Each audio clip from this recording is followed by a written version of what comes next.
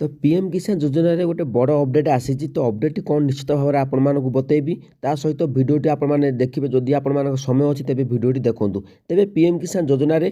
कौन नुआ अपडेट आसी 2024 तेरे आपण मुझे बर्तमान कहीदेवी तो निश्चित भाव में आपण भिडियोटी देखूँ आपर जदि पीएम किसान योजना किसी भी समस्या अच्छी तेज आपने कमेंट करूँ तेज चलतु मुझे कौन अपडेट अच्छी मुझे बर्तमान मोबाइल स्क्रीन आपने देखा पाइबे।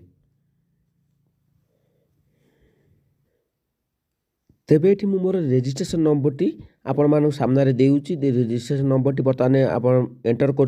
करुच्ची तापर आपण जो कैप्चा कोडटी आपने फिलअप करिया पड़ो जो मैंने रेजिस्ट्रेशन नंबर जानी ना तो से कौन करेंगे ना नो योर रेजिस्ट्रेशन नंबर उपर क्लिक करके आप मोबाइल नंबर आधार नंबर देके आपने निजर रेजिस्ट्रेशन नंबर पाइपर तेबे मोर ये सबकि फिलअप करदेला तो ये गेट ओटीपी उपर मुझे क्लिक करुच्ची गेट ओटीपी क्लिक कलापर तो टिके समय आपण वेट करा पड़ो देन आपन को मोबाइल नंबर गोटे ओटीपी आसीबो तो सेही ओटीपी टाको आपण माने एठी फिलअप करदेबे।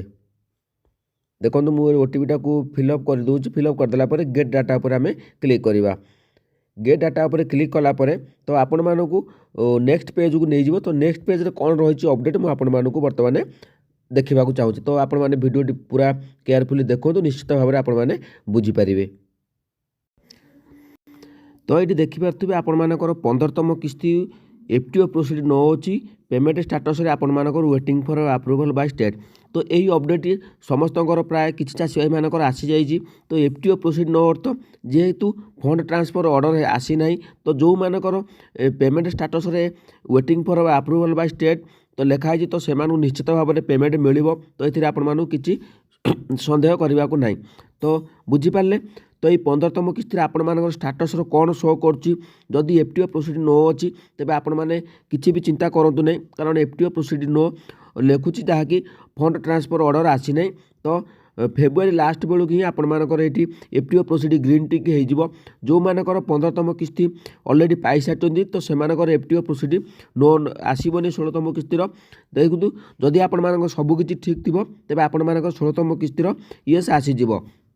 तेज बुझीपारे किंतु जो मानकर 15तम किस्ती एफटीओ प्रोसीड नो अच्छी तो payment status waiting for approval by state लिखुची तो आपण मैंने व्यस्त हबार ना आपण को पैसा निश्चित भाव में मिल ये 15तम किस्तीर 2000 आ 16तम किस्तीर 2000 4000 टका आपण अकाउंट को आसो तेबे ये जो आधार बैंक अकाउंट सीडिंग स्टाटस आपण देखिपे ये आपण ग्रीन टिक थी दरकार आपण लैंड सीडिंग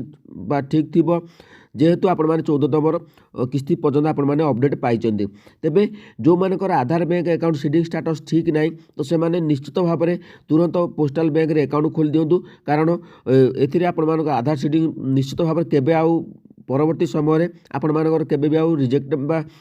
आधार सीडिंग स्टाटस नो रही ये सबुदिन ही रही आप किसी करने को पड़ो नहीं तेबे जो अदर बैंक रे आपण माने अकाउंट अच्छी तो सेठी आपण माने करि पारंती आधार सीडिंग स्टाटस किंतु आपण मानकु सबुठारु भल हम जेहेतु पोस्टाल बैंक रे आपण माने अकाउंट खोली दिंतु आपण मानकर इक्यूआई स्टाटस देखिए इक्यूआई एस थी 30/8 देखिपे आपण मानकर डेट 30/8/2022 इक्यूआई कंप्लीट जो है डेट थी व्यू अकाउंट डिटेल्स उपर आपण माने क्लिक करके आपण मानकर निजर सबकि चेक करेंगे तेज बुझीपारे तो यह थिला जो 16तम किस्तीर अपडेट आसी तो मुझे निश्चित भाव जनईदेली तो आपण मानकर जदि आउ किसी डाउट रोचे तो आप निश्चित भाव में आपण मैंने चेक करेंगे आपण स्टाटस चेक करके मत कमेंट करूँ मुझे जदि आप आधार सीडिंग समस्या रोचे तेज आपने गोटे रु दिन भितर ठीक करदे किंतु 15तम किस्ती आपण मानकर कौन स्टाटस अपडेट आसी तो आपण मैंने कमेंट कर मत मतामत दिंतु। जय जगन्नाथ।